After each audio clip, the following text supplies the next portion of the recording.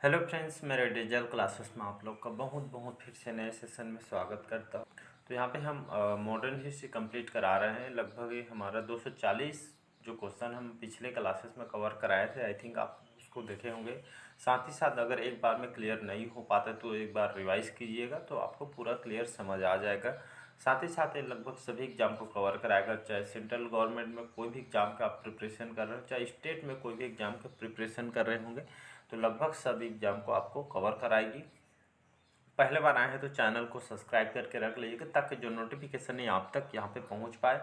और सभी एग्ज़ाम के लिए इम्पोर्टेंट है, ऐसा कोई नहीं है, मतलब एक ही एग्ज़ाम को कंपलसरी। मॉडर्न हिस्ट्री के सबसे ज़्यादा अगर क्वेश्चन की बात करूँ तो आपसे मॉडर्न हिस्ट्री का क्वेश्चन सबसे ज़्यादा यहाँ से पूछा जाता है। इसका तो सिलेबस थोड़ा बड़ा होता है, बाकी जैसे ख़त्म होता है तो हम मिडल हिस्ट्री हम स्टार्ट कर देंगे। इस बार मिडिवल के बाद हम एंशिएंट स्टार्ट कर देंगे। तो लगभग सब एग्जाम को यहाँ पे कवर कराएंगे। तो चलिए सेशन को बढ़ाते हैं आगे। और पहले बार आए हैं तो चैनल को सब्सक्राइब करके रख लीजिएगा ताकि जो नोटिफिकेशन है आप तक पहुँच पाए।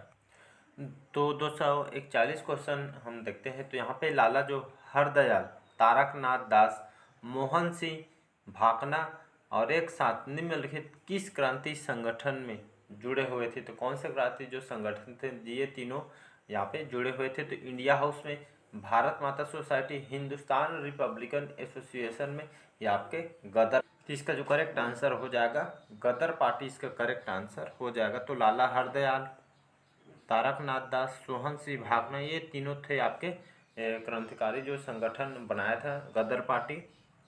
गदर पार्टी जो 1913 में इसको बनाया गया था। क्यों बनाया गया था उन्होंने इस गठन मतलब बनाने का कारण यही था।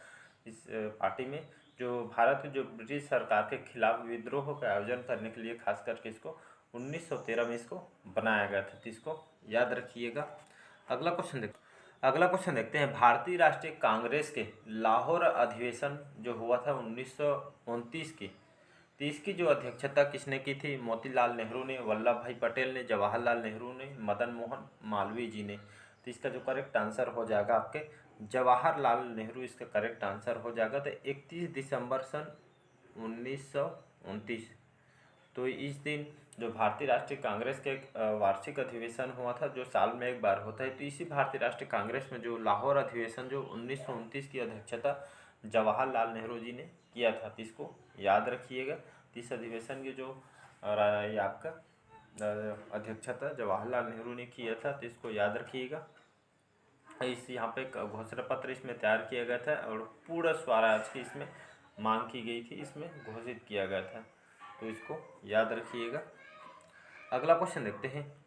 जिन्ना के 14 सूत्र किस वर्ष प्रस्तुत किया गया था? 1929 में, 1930 में, 1928 में, या 1901? तो जिन्ना के 14 सूत्र वाले जो प्रस्तुत कब किया गया था? तो सन 1929 को इसको किया गया था। इसके जो करेक्ट आंसर हो जाएगा ए ऑप्शन करेक्ट आंसर हो जाएगा 1920। तो 1929 में 14 सूत्र वाले जो मांग पत्र है ये आपको 1929 में प्रस्तुत किया। तो यहाँ पे जो आपका जिन्ना के जो 14 सूत्र है ये आपका क्या है? तो आपके इसमें जो केंद्रीय व्यवस्थापिका सभा में मुसलमानों का जो प्रतिनिधित्व कम से कम 1/3 हो, इसी समूह को प्रतिनिधित्व देने के लिए यहाँ पे निर्वाचन मंडल की व्यवस्था को ये आपका खास करके इसको 14 सूत्र के रूप में इसको बताया। मतलब मुसलमानों का जो प्रतिनिधित्व इसमें ज़्यादा से ज़्यादा मतलब 1/3 हो, ऐसा मांग करके यहाँ पे इस जिन्ना के 14 सूत्रों को यहाँ पे 1929 में प्रस्तुत किया गया था व्यवस्थिका सभा के लिए, जिसमें जो मुसलमानों के हितों की रक्षा करना था, इसलिए इसको तैयार किया गया था। जो भारतीय संविधान के आधार पर इस शब्दों को तैयार करने के लिए इसको किया गया था। तो इसको याद रखिएगा। अगला क्वेश्चन देखते हैं। महात्मा गांधी ने अपनी सत्याग्रह की तकनीक सबसे पहले कहाँ लागू की थी? दांडी में, नवाखाली में, इंग्लैंड में, या आपके दक्षिण? तो इसका जो करेक्ट आंसर हो जाएगा तो महात्मा गांधी ने अपने सत्याग्रह की तो तकनीक सबसे पहले आपके दक्षिण अफ्रीका में किया गया था। कहने का मतलब है गांधी जी का जो पहला सफल जो सत्याग्रह आंदोलन है सन 1906 में, तो 1906 में दक्षिण अफ्रीका में हुआ था। इसी सत्याग्रह में दक्षिण अफ्रीका में रहने वाले जो भारतीयों के जो नागरिक अधिकारों के लिए यहाँ पे संघर्ष में गांधी जी की मैं यहाँ पे बहुत ही यहाँ पे मदद की गई थी, तो इसको याद रखिएगा। और जो सत्याग्रह जो शब्द है सर्वप्रथम कब हुआ था, तो 1906 में यहाँ पे दक्षिण अफ्रीका जो समाचार पत्र है इंडियन ओपिनियन में यहाँ पे एक प्रतियोगिता हुआ था, तो इसमें किया गया था, तो इसको याद रखिएगा। अगला क्वेश्चन देखते हैं, किस कांग्रेस अधिवेशन में पूर्ण स्वराज का प्रस्ताव पारित किया गया था? त्रिपुरी जो सत्र हुआ था 1939 में, या लाहौर सत्र 1929 में, या मद्रास सत्र जो 1927 में हुआ था, या कलकत्ता सत्र जो आपके 1928 में हुआ था? तो इसका जो करेक्ट आंसर हो जाएगा, तो कांग्रेस अधिवेशन जो पूर्ण स्वराज जो प्रस्तावित किया गया था आपके, जो लाहौर अधिवेशन 1929 में यहाँ पे पूर्ण स्वराज का प्रस्ताव यहाँ पे पारित किया गया था, तो इसको याद रखिए। 1929 में कौन सा अधिवेशन? लाहौर सत्र अधिवेशन जो 1929 में होता, पूर्ण स्वराज के यहाँ पे प्रस्ताव पारित किया गया था। एग्जाम में क्वेश्चन पूछता है, तो इसको याद रखिएगा। अगला क्वेश्चन देखते हैं, जय हिंद का नारा किसने दिया था? जो हम आज बोलते हैं जय हिंद करके 15 अगस्त 26 जनवरी में जय हिंद का जो नारा है किसने दिया था?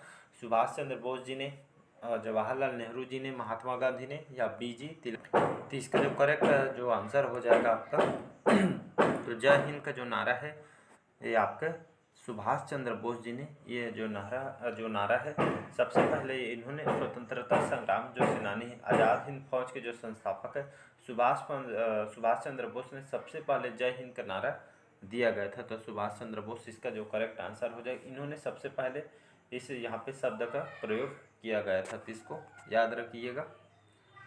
भारत छोड़ो प्रस्ताव किस वर्ष पारित हुआ था?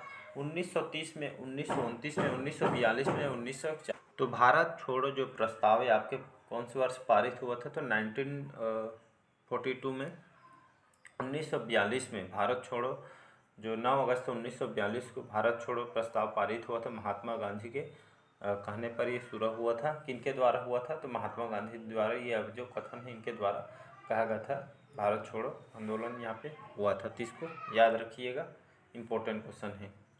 अगला क्वेश्चन देखते हैं, अगला और नेक्स्ट क्वेश्चन देखते हैं, भारत छोड़ो जो आंदोलन हुआ था 1942 के दौरान करो या मरो का नारा किसने दिया था? सुभाष चंद्र बोस जी ने, महात्मा गांधी जी ने, भगत सिंह ने, या वल्लभ भाई पटेल ने? तो इसका जो करेक्ट आंसर जो हो जाएगा महात्मा गांधी इसका करेक्ट आंसर हो जाएगा। तो भारत छोड़ो आंदोलन जो 1942 के दौरान, उसी के दौरान ये आंदोलन जब हो रहा था, तो करो या मरो का जो नारा है महात्मा गांधी जी ने, ये आपका 8 अगस्त सन 1942 में, तो इसको इनके द्वारा करो या मरो का नारा इन्होंने दिया था, तो इसको याद रखिएगा।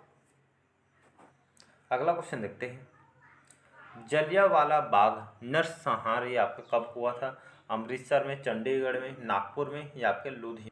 तो ये आपका कल शायद आई थिंक इसको बताया था। तो जलियांवाला बाग जो हत्याकांड हुआ था ये आपका भारत के जो पंजाब राज्य है, तो अमृतसर के स्वर्ण मंदिर जानते हो बहुत ही फेमस, वहीं के जो निकट यहाँ पे ये मतलब ये आपका वही दिन बैसाखी दिन आपका बैसाखी के दिन ये आपका हुआ था, तो इसको याद रखिए। 13 अप्रैल सन 1919 को तो भूलना नहीं है, 1919 ऐसे करके याद करेंगे तो ये आपका घटना 1900 पंजाब के यहाँ पे जलियांवाला बाग में आपके निहत्थे जो आम जनता पे यहाँ पे कत्लेआम यहाँ पे किया गया था, तो इसको याद रखिएगा।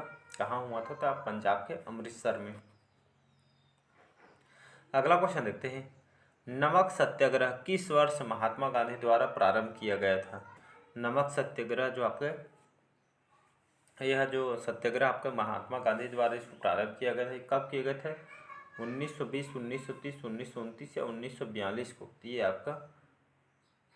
आपका 1930 में इसको स्टार्ट किया गया था। 6 अप्रैल सन 1930 को, याद रखिए, लगभग 390 किलोमीटर यहाँ पे जो इसमें पैदल चला थे। तो ये आपका जाना माना सत्याग्रह महात्मा गांधी जी का, लगभग इसमें 78 यहाँ पे लोगों के साथ आपका अहमदाबाद में जो साबरमती जो आश्रम है यहाँ पे समुद्र तट पे यहाँ पे गांव तक दांडी यात्रा तक पैदल ही इन्होंने लगभग 390 किलोमीटर के यहाँ पे 12 मार्च को यहाँ पे 1930 तक यहाँ पे एक आंदोलन था, नमक हाथ में लेकर यहाँ पे नमक विरोधी कानून भंग करने के यहाँ के लिए इसको चलाया गया था। तो इसको याद रखिए। तो 1930 इसको भूलना चाहिए नहीं है, जिसमें महात्मा गांधी पैदल चले थे। ये नमक यहाँ पे कानून था, तो इसको याद रखिएगा। अगला क्वेश्चन देखते हैं, गांधी इरविन समझौता किससे संबंधित है? भारत छोड़ो आंदोलन से, सविनय अवज्ञा आंदोलन से, असहयोग खिलाफत आंदोलन से, या रोलैक्ट एक्ट? तो इसका जो करेक्ट आंसर हो जाएगा आपका सविनय अवज्ञा आंदोलन इसका करेक्ट आंसर हो जाएगा। तो गांधी इरविन जो समझौता है आपका सविनय अवज्ञा आंदोलन से संबंधित है, तो ये आपका याद रखिएगा। तो गांधी इरविन समझौता ये आपका अस्थायी आधार था, मतलब कुछ दिन के लिए इसको बनाया गया था, फिर इसके आधार पर सविनय अवज्ञा आंदोलन को समाप्त कर दिया गया था। गांधी इरविन जो कि अस्थायी आधार पर आपके सविनय अवज्ञा आंदोलन को समाप्त किया था, और गांधी जी ने सविनय अवज्ञा आंदोलन को स्थगित करने का फैसला लिया गया था, इसको याद रखिएगा। नेक्स्ट क्वेश्चन देखते हैं। अगला क्वेश्चन देखते हैं, स्वतंत्र भारत, जब हमारा जो भारत स्वतंत्र होगा तो उस समय स्वतंत्र भारत के जो प्रथम गवर्नर जनरल कौन थे? लॉर्ड एटली, सी राजागोपालाचारी, राजेंद्र प्रसाद, या लॉर्ड माउंटबेटन? तो इसका जो करेक्ट आंसर हो जाएगा लॉर्ड माउंटबेटन करेक्ट आंसर हो जाएगा। तो 1947 से इनका जो कार्यकाल मात्र 47 से 48 तक इनका शासनकाल रहा था भारत में। तो स्वतंत्र भारत के जो अंतिम और ये आपके वायसराय थे आपके प्रथम से लेकर लास्ट लॉर्ड माउंटबेटन थे। तो इसको याद थे। अपने कार्यकाल में 1948 तक ये भारत के पहले गवर्नर जनरल के रूप में ये आपके पद पे काम किए थे भारत में, तो इसको याद रखिएगा। प्रथम गोलमेज सम्मेलन इसका जो आयोजित कहाँ हुआ था, इसका जो आयोजन कहाँ पे किया गया था? तो 1929 में, 1930 में, 1931 में, या 1932? तो ये आपका हुआ था नवंबर 1930 में। याद रखें, पहला जो गोलमेज जो सम्मेलन नवंबर 1930 में इसका आयोजित किया गया था, जिसमें देश के जो प्रमुख जो नेता इसमें शामिल हुए थे, और इसी कारण इसे आपका इसमें यहाँ पे बैठक भी की गई। और ब्रिटेन के जो प्रधानमंत्री जो रामसे जो मैकडोनाल्ड थे, इसकी अध्यक्षता इन्होंने की थी, तो इसको याद रखिएगा। प्रथम आपका ये दिन हुआ था। और ये आपका बात करूँ प्रथम द्वितीय और तृतीय गोलमेज सम्मेलन है आपका 1930 से, या आपका 1931 द्वितीय और यहाँ पे तीसरा भी आपका गोलमेज सम्मेलन हुआ था, तो इसको याद रखिए। ये आपका जो प्रथम गोलमेज सम्मेलन था, ये आपका इसका आयोजन क्यों किया गया था, इसका उद्देश्य क्या था? जब इन्होंने यहाँ प्रथम गोलमेज सम्मेलन किया था, खास करके भारत में जो संवैधानिक सुधारों पर चर्चा करने के लिए यहाँ पे ब्रिटिश सरकार और भारतीय राजनीतिक हस्तियों पे आपके खास करके इस सम्मेलन का आयोजन किया गया था, तो इसको याद रखिएगा। तो संवैधानिक सुधारों पर चर्चा करने के लिए इसका यहाँ पे गोलमेज सम्मेलन यहाँ पे किया गया था, तो इसको याद रखिएगा। अगला क्वेश्चन देखते हैं, स्वतंत्र भारत के प्रथम भारतीय गवर्नर जनरल कौन थे? तो वल्लभ भाई पटेल, राजेंद्र प्रसाद, सी राजागोपालाचारी, या जवाहरलाल नेहरू?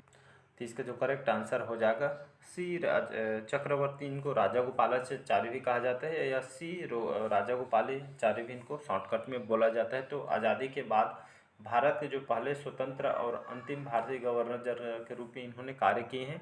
याद रखें, जो राजागोपालाचारी को राजा जी के नाम से भी इनको जाना जाता है, तो इसको याद रखिए। यहाँ पे बोला गया स्वतंत्र भारत के प्रथम भारतीय गवर्नर जनरल कौन थे? तो सी राजागोपालाचारी, तो इनको चक्रवर्ती राजागोपालाचारी भी इनको कहा जाता है, तो इसको याद रखिएगा। अगला क्वेश्चन देखते हैं, क्रिप्स मिशन कौन से वर्ष में भारत आया था? 1946 में, 1937 में, 1942 में, या 1939 में? हमारा लास्ट क्वेश्चन है। तो क्रिप्स जो मिशन आपके भारत कौन से सन में आया? तो आपका 1942 1942। तो क्रिप्स मिशन आपका भारत 1942 में इसको लाया गया था।